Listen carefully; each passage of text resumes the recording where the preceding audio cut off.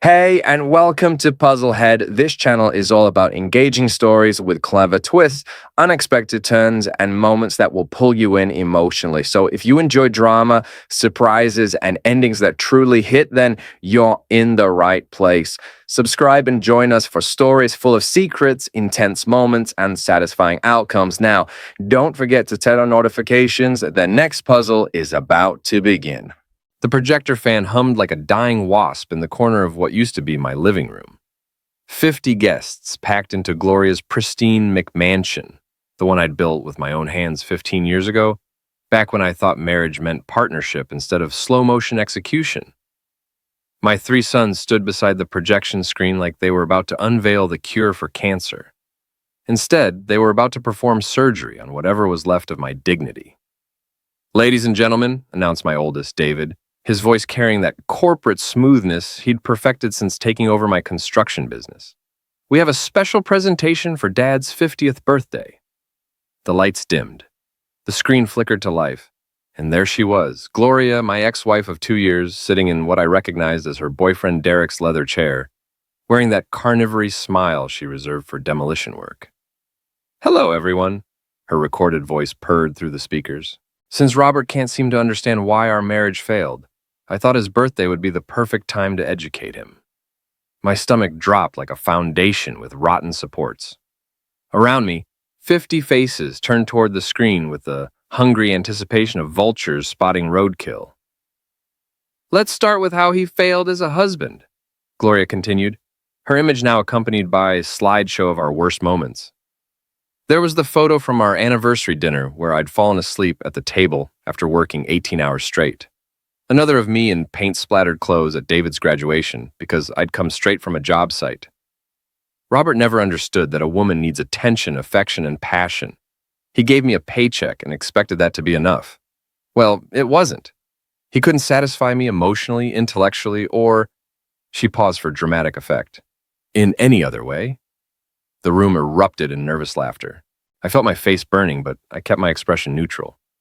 30 years of dealing with difficult clients had taught me how to maintain composure when someone was trying to break me down. "Now let's discuss how he failed as a father," Gloria's voice continued as new images flashed across the screen. Me missing Michael's soccer game because of a foundation emergency. Me falling asleep during Timothy's school play after pulling an all-nighter to meet a deadline. What the video didn't show was me driving 2 hours at midnight to pick up David when his car broke down in college. Or the countless weekends I spent teaching Michael how to frame a wall and wire electrical outlets. Or the way Timothy used to follow me around job sites wearing his little hard hat and carrying his plastic tool belt. But those memories didn't fit Gloria's narrative, so they'd been edited out like everything else that didn't serve her purpose. "And finally," Gloria said, her voice dropping to a theatrical whisper, "let's talk about how he failed as a man. Real men don't hide behind their work. Real men don't choose sawdust over their family. Real men don't make their wives feel invisible for 23 years. The presentation reached its crescendo with a final slide. 3 legal documents bearing the letterhead of Hartwell and Associates, attorneys at law. Name change applications? David Robert Harlan to David Robert Morrison. Michael James Harlan to Michael James Morrison. Timothy Paul Harlan to Timothy Paul Morrison. Morrison, Gloria's maiden name. "We've decided," David announced as the projector died, "that it's time to honor the parent who actually raised us." The applause started slowly, then built to a crescendo. 50 people, neighbors, former friends, business associates, family members, celebrating the systematic dismantling of my identity. I sat there in the chair they designated as the guest of honor seat, watching faces I'd known for decades transform into something ugly and gleeful.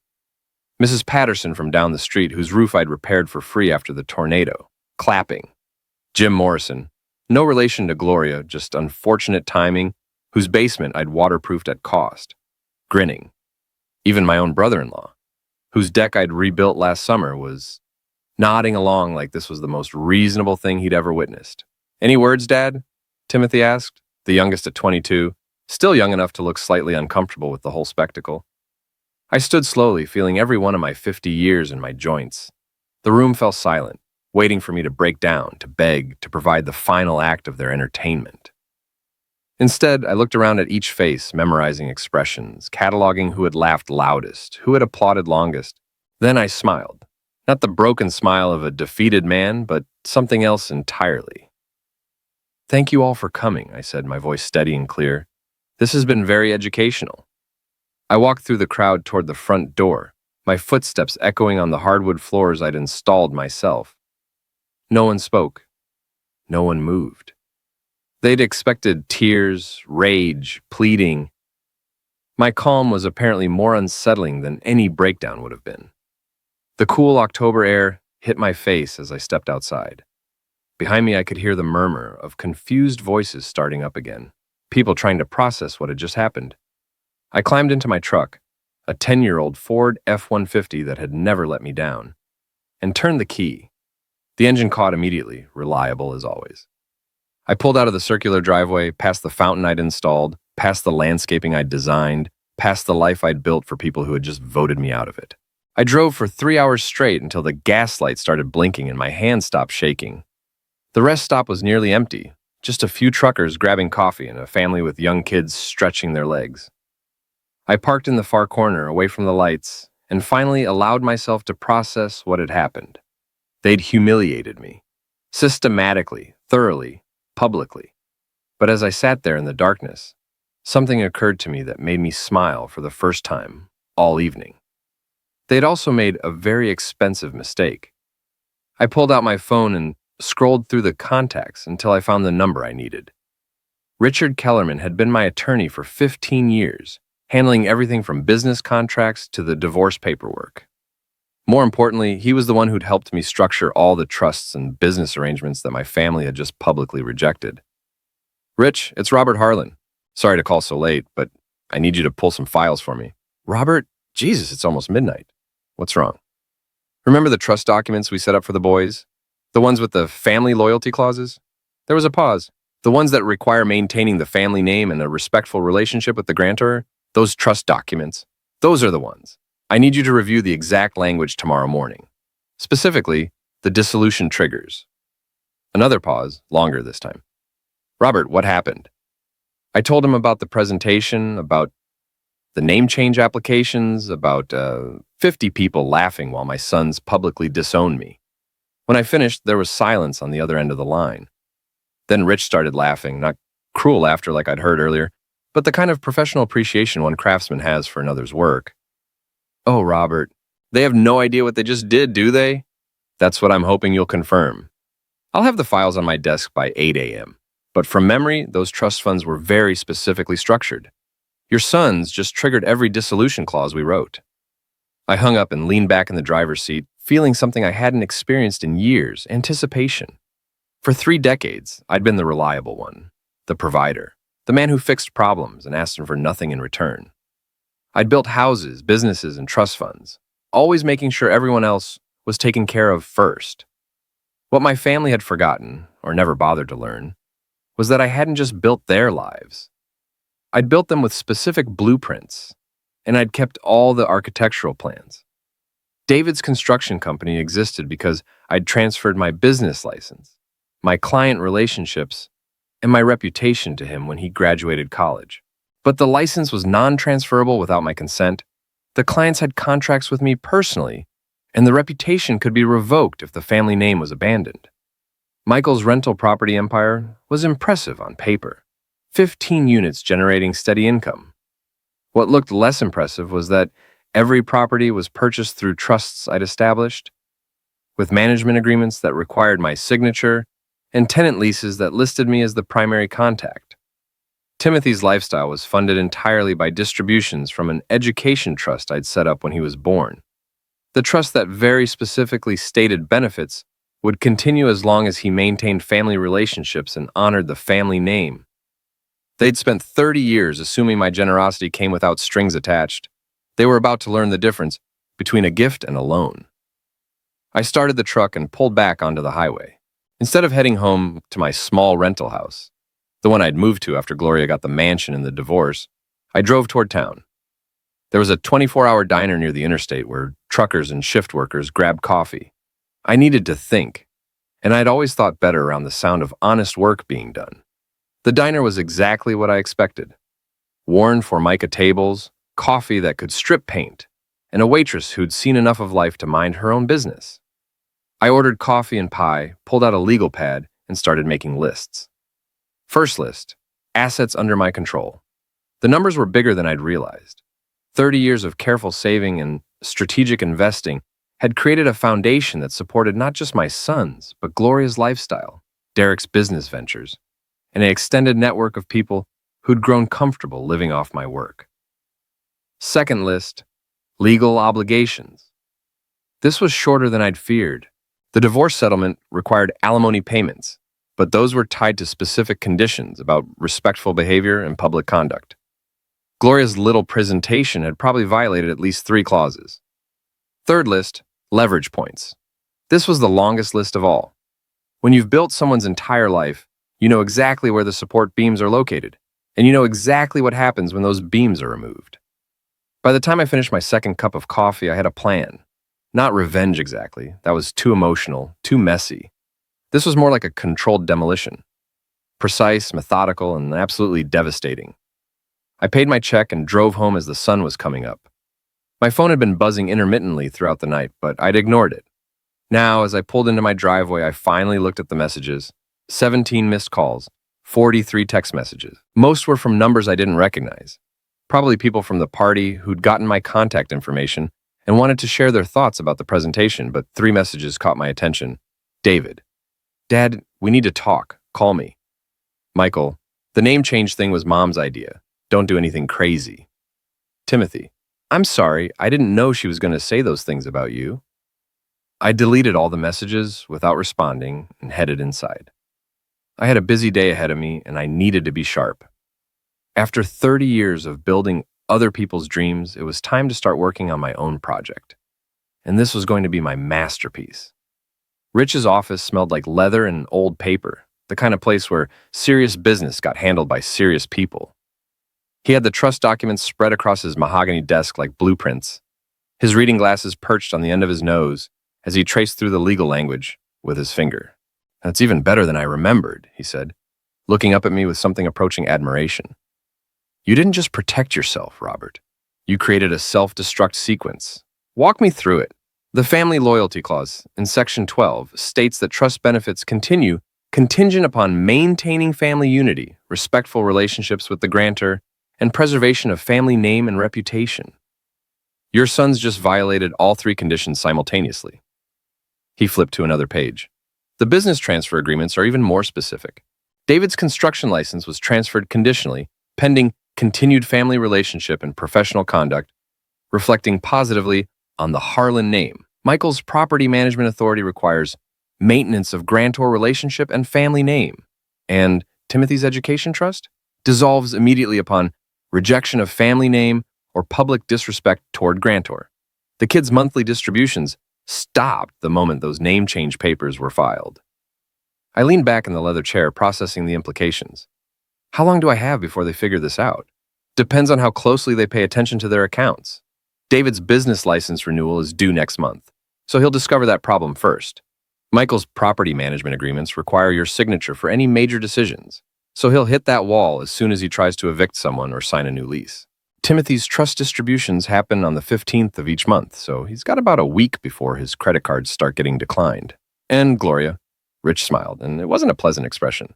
Her alimony agreement includes a morality clause about public conduct and respectful behavior toward you. That little presentation she starred in could be considered defamatory. We could argue for suspension of payments pending a conduct review. I stood up and shook his hand. Drop the paperwork, all of it. Robert, are you sure about this? Once we trigger these clauses, there's no going back. Your relationship with your sons will be permanently damaged. Rich, my sons just announced to 50 people that they're changing their names because they're ashamed to be associated with me. How exactly would I be damaging that relationship? He nodded slowly. I'll have everything ready by tomorrow morning, but Robert, be prepared for them to fight this. They're not going to go quietly. I'm counting on it. I left Rich's office and drove across town to the construction site where David was supposedly running my old business. The sign still read Harlan Construction, but I knew that would change soon enough. What David didn't know was that The business license, the bonding, and the insurance were all still in my name. Legally, he was just an employee who'd been making executive decisions without authority. The site was a mess. Materials scattered everywhere, no organization, workers standing around instead of working. In 30 years of running jobs, I'd never allowed a site to look like this. David was in the trailer, talking loudly into his phone about scheduling problems. I didn't go in. I just took photos of the disorganized site, the safety violations, the workers who were clearly not following proper procedures. Then I called the city inspector I'd worked with for 20 years. "Hey, Tom, it's Robert Harlan. I need you to do me a favor and take a look at the Morrison Street project. I'm seeing some things that concern me from a safety standpoint." "Will do, Robert. Haven't seen you around lately. Everything okay?" "Just taking some time to reassess my priorities." "I'll be in touch." Next stop was Michael's rental properties. I drove past 3 of them, noting maintenance issues, code violations, and tenant complaints that weren't being addressed. Michael had inherited my properties, but not my work ethic or attention to detail. At the 4th property, I found what I was looking for, a tenant who recognized me. "Mr. Harlan, thank God you're here. I've been trying to reach your son for 2 weeks about the heating system.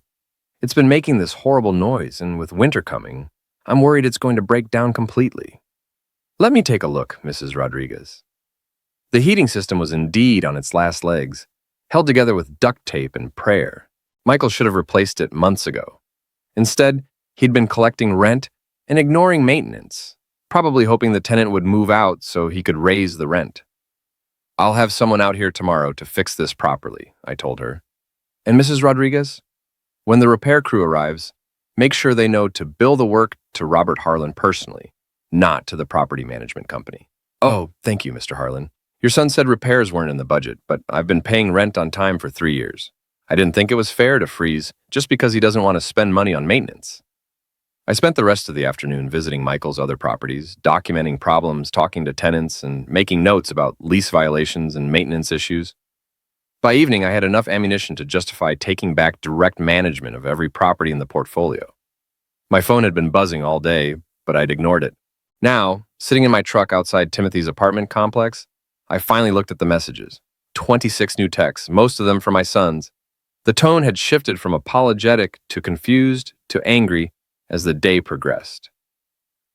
"David, Dad, there's some kind of problem with the business license. Call me." Michael, "Why is Tom Morrison asking me about heating repairs? What did you tell him?" Timothy, "My bank says there's a hold on my account. Do you know anything about this?" Then, as evening approached, the messages became more desperate. "David, the city shut down my job site. They're saying there are licensing issues. What the hell is going on?" Michael, 3 tenants called today saying you promised to fix their problems. We need to talk now." Timothy, "Dad, please. My rent is due tomorrow, and my account is frozen. I know we screwed up, but this isn't fair." I started typing a response, then deleted it. Then started again and deleted that, too. Finally, I settled on something simple. The name change was your choice. These are the consequences. You're adults now. Figure it out. I sent the same message to all 3 of them, then turned off my phone. Tomorrow, the real work would begin. The next morning brought autumn rain and the sound of my doorbell ringing at 7 a.m. Through the peephole, I could see David standing on my porch, soaked and furious. Behind him, Michael's car was pulling into my driveway. I made coffee, took my time getting dressed, and let them ring the bell 4 more times before I opened the door. "Dad, what the hell are you doing?" David pushed past me into the living room, dripping water on the hardwood floors. "The city inspector red-tagged my entire job site. I've got 12 guys sitting at home, a client threatening to sue, and the bonding company saying there's some kind of irregularity with my license." Michael followed him in, shaking rain from his jacket. "And I've got tenants calling me all morning saying you promised to fix problems that aren't in the maintenance budget. Mrs. Rodriguez is telling everyone you're taking back management of the properties." "Coffee?" I asked, walking toward the kitchen. "We don't want coffee." David's voice cracked like it used to when he was 16 and caught breaking curfew. "We want to know what you're doing to our businesses." I poured myself a cup and leaned against the counter, studying my sons. David had inherited my height, but not my build. Too much time behind a desk had made him soft. Michael was shorter, stockier, with Gloria's sharp features and suspicious eyes. Both of them looked like they'd slept poorly. Your businesses? I asked. That's interesting. According to the legal documents I reviewed yesterday, you don't have businesses. You have jobs managing assets that belong to me. That's not how it works, Michael said. You transferred those properties to us. They're ours. I transferred management authority. The properties themselves are held in trusts that I control. Trusts that have very specific terms about family loyalty and respectful behavior. David's face was turning red. You can't do this. We have contracts, employees, obligations. You can't just pull the rug out from under us because your feelings got hurt. My feelings? I set down my coffee cup carefully. David, you stood in front of 50 people and announced that you were so ashamed of being my son that you were legally changing your name. Michael nodded along. Timothy applauded. And you think this is about hurt feelings? It was symbolic, Michael said. We were making a point about Mom's role in raising us. And I'm making a point about the difference between earning something and having it handed to you. The doorbell rang again. Through the window, I could see Timothy on the porch, looking young and scared. I let him in and he immediately started talking. Dad, my account is frozen. My credit cards are maxed out because I thought the trust payment was coming, but the bank says the trust has been suspended. My rent is due today, and my landlord is already pissed because I was late last month. Maybe you should call your mother, I suggested, or your stepfather to be. I'm sure Derek would be happy to help his future stepson. Derek doesn't have that kind of money, Timothy said. His car dealership is barely breaking even. Funny thing about that, I said. Derek's dealership is financed through a loan I co-signed 2 years ago when he was dating your mother. The loan that requires my continued guarantee for the credit line he uses to purchase inventory. All 3 of my sons stared at me. I could see them starting to understand the scope of what they were facing. You planned this, David said slowly. All those years of helping us, setting up the trusts, transferring the business assets, you were setting us up. I was protecting myself. There's a difference. My phone rang. Gloria's number. I answered it on speaker. Robert, what have you done? Her voice was shrill, panicked. Derek got a call from his bank this morning. They're reviewing his credit line because of some irregularity with his guarantor. And my attorney says you're challenging the alimony payments. Good morning, Gloria. I trust you enjoyed your performance at the party. We were just trying to help the boys establish their independence. Mission accomplished. They're completely independent now. No trust funds, no business support, no family safety net. Just like they wanted. You can't do this to your own children. I'm not doing anything to them. I'm simply withdrawing my support from people who have publicly declared they don't want to be associated with me. David grabbed the phone from my hand. Mom, he's lost his mind. He's destroying everything out of spite. Put me back on speaker, Gloria demanded. I took the phone back and hit the speaker button. Robert, be reasonable. The boys made a mistake. They're young. They got caught up in the moment. You can't punish them for one stupid decision. One decision? I looked at my sons, all 3 of them staring at the phone like it was a lifeline. Gloria, they didn't just change their names.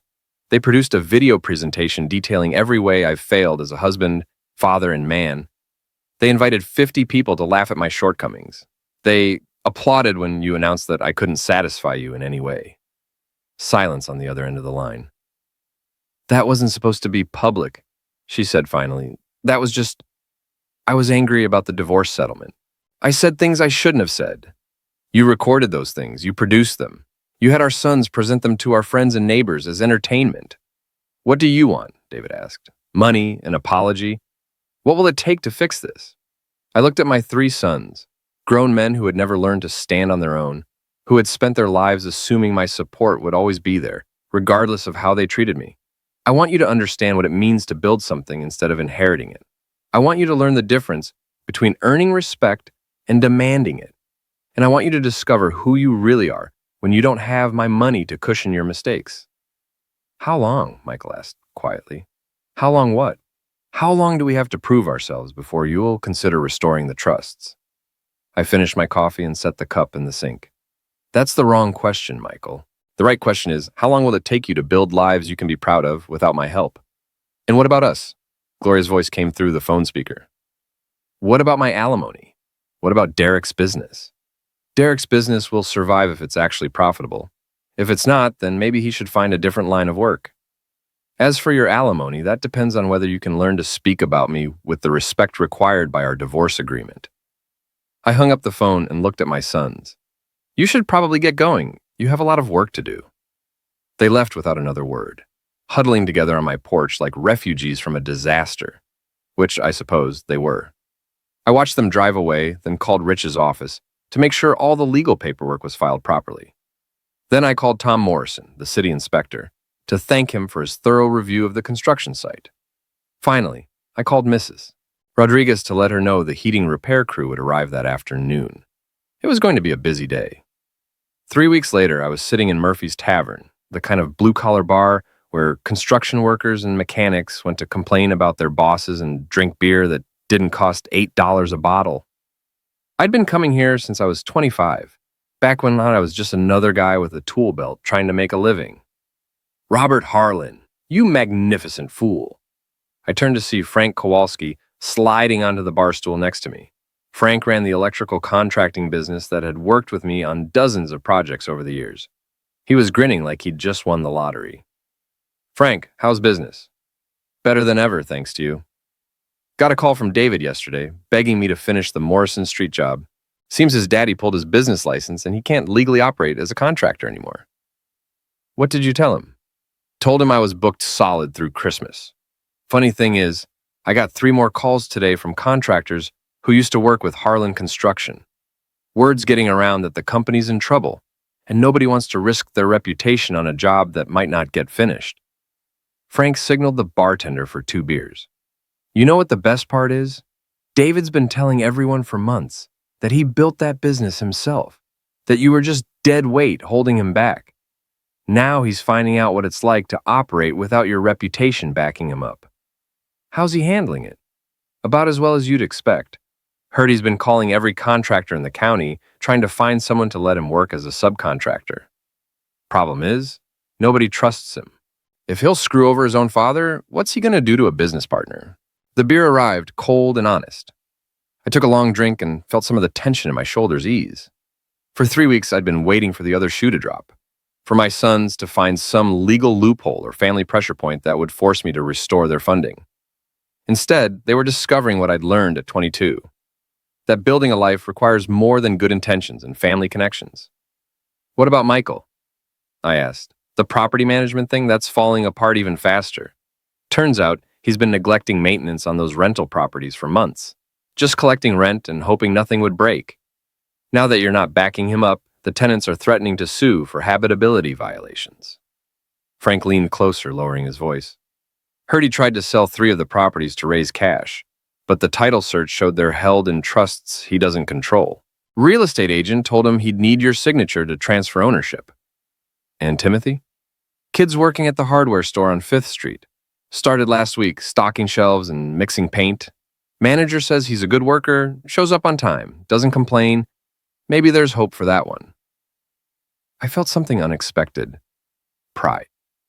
Timothy had always been the follower, the one who went along with whatever his older brothers decided. The fact that he was working an honest job instead of scheming to restore his trust fund suggested he might actually have learned something from this experience. What about Gloria and her boyfriend? Frank's grin widened. Now that's the best story of all. Derek's car dealership went under last week. Bank called in his credit line when they couldn't verify his guarantor's continued support. He's been trying to sell off his inventory, but he owes more on most of the cars than they're worth. And Gloria? Moved in with her sister over in Millfield. Heard she's working at the department store in the mall, selling cosmetics. 48 years old, living in her sister's spare bedroom, making $8 an hour plus commission. I should have felt satisfaction. This was exactly what I'd planned, exactly what they deserved, after humiliating me in front of 50 people. But instead, I felt something more complicated, a mixture of justice and sadness for what my family had become. Robert? Frank's voice brought me back to the present. You okay? Just thinking about choices and consequences. Well, if it helps, most people around here think you did the right thing. That video your ex-wife made got shared all over social media.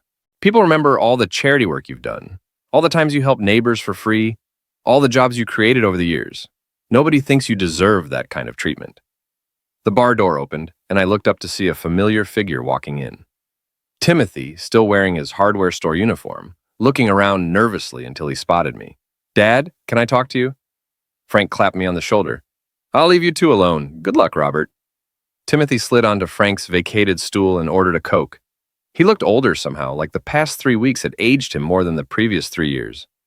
"How's the job?" I asked. "Hard. My feet hurt and my back aches, and I smell like paint thinner most of the time, but I'm learning things. How to mix custom colors, how to calculate square footage for coverage, how to recommend the right tools for different projects." Sounds familiar. Yeah, I guess it does. He took a sip of his Coke. "Dad, I came to apologize. Not because I want the trust fund back, but because I should have done it 3 weeks ago." I waited. "That presentation was wrong. The things Mom said about you, the way we all stood there and let her say them, the name change thing, and it was cruel and stupid, and I'm ashamed I went along with it." "What changed your mind?" "Working for a living? Having to budget for groceries and rent? Realizing that everything I thought I'd earned was actually just given to me." He looked down at his hands, calloused now from 3 weeks of manual labor. "I spent my whole life thinking you were just lucky, that success came easy to you. I never understood how hard you worked until I had to start working hard myself." "And your brothers?" Timothy's expression darkened. "David's angry all the time now. He keeps saying you're destroying the family out of spite, that you'll come around eventually if we just wait you out. Michael's trying to find legal ways to break the trust agreements, talking to lawyers about challenging your authority." "What do you think?" "I think they still don't get it. They're still looking for shortcuts, still expecting someone else to fix their problems." He met my eyes. "I don't want to be like that anymore." We sat in comfortable silence for a few minutes, watching the other patrons play pool and argue about football. Finally, Timothy spoke again. "The trust fund money would be nice, but I don't need it. I've got a job, a small apartment I can afford, and for the first time in my life, I'm proud of what I'm accomplishing." "Good. But Dad, I would like to have my father back. Not the money, not the business connections, just you, if you'll have me."